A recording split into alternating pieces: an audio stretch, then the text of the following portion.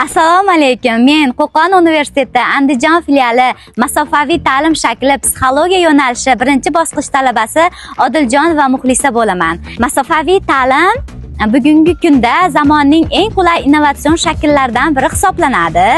Bu masofaviy ta'limda ayniqsa talabalar uchun vaqt va masofa bilan bo'lgan muammolarni kamaytirib beradi. Ayniqsa ishlaydigan yoshlar, oilali talabalar, uzoq hududlarda yashovchi abituriyentlar uchun ilm olish imkoniyatlarini yaratib beradi.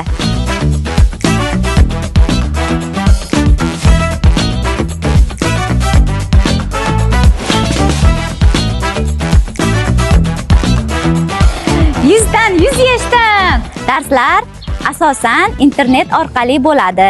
Elektron platforma orqali topshiriqlar bajarilib, video ma'ruzalar ko'rib, mustaqil ta'lim olish imkoniyatlarini yaratib beradi.